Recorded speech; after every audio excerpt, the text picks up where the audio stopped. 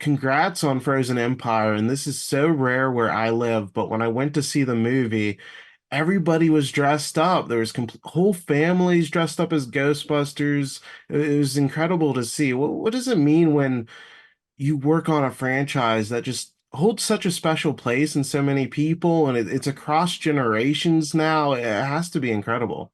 Yeah, it's amazing. I'm so appreciative that the fans, not just discover this movie and love it, but realize, they can share it with their. I've seen, people in their 90s sharing it with their great grandkids, and everyone's laughing and enjoying the movie.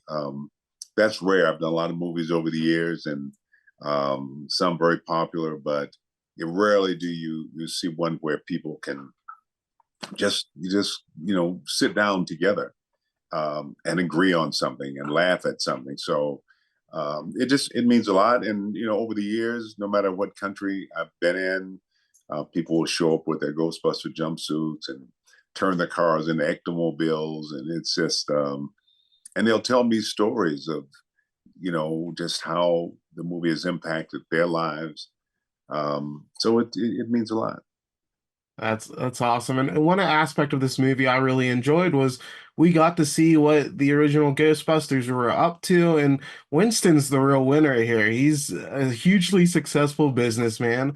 What was your reaction when you found out that like he's the one that has his life together out of everybody? Yeah, no, there's something that Sony and Jason Reitman and Gil Kinnan we talked about, and it was very very important that Winston just not show up after all these years, still looking for a steady paycheck.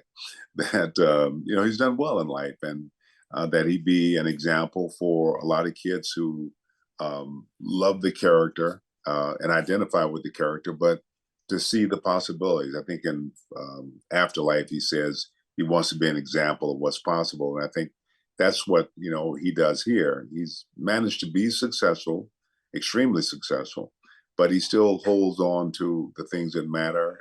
These guys gave him a job when he most needed a job, and he still looks out for them.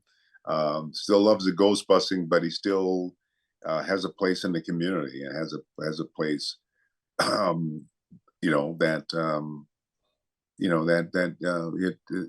it matters to him.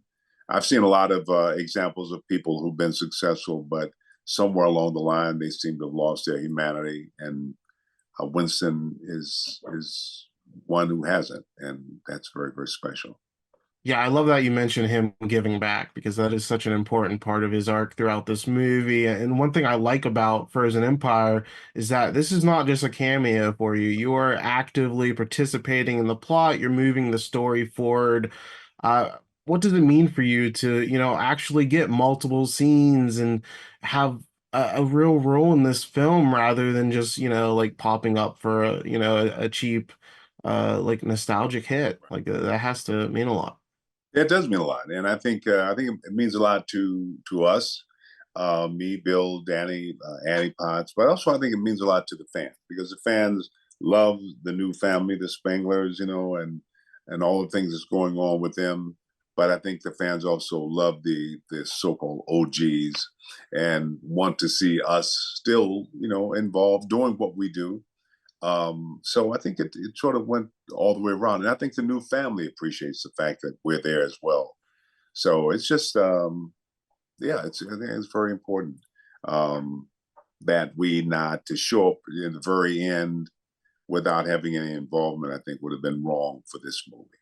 Yeah, and the new family is fantastic, and obviously Paul Rudd, Carrie Coon, we know how talented they are. What has really blown me away with these two movies is just how great McKenna Grace is. How's it been just seeing her really come into her own as an actress because she's so talented and so young. It's incredible to see.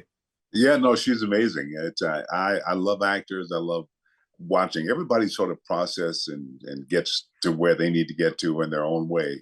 And McKenna just has a way of sort of one of those rare things that some very few actors have of being present with everything going on and yet somehow doing nothing. I mean, she just sort of the screen the camera loves her, and yeah, she's just one of those rare talents, I think. But all the young people are just on point, and um, it's just a joy of watching them. Like I said, I learned from watching them. They're good. Yeah. And Ghostbusters 2 has an anniversary later this year, and I was always curious, the moment where you get slimed, how disgusting was that process, and how long did it take to get clean? Yeah, no, we they had buckets of this I don't know, it was a food gel or what, but just gooey crap that they poured over us, which is really awful because it gets into your clothes. It's just not laying on top; it's all down your back, and it makes your clothes kind of stick to you. But then when you're shooting outside, like we're shooting in New York, it freezes up, which makes it even worse. I mean, it's water will dry, but this stuff never dries. It just sticks on, and then after time, it gets kind of hard, and it was just awful.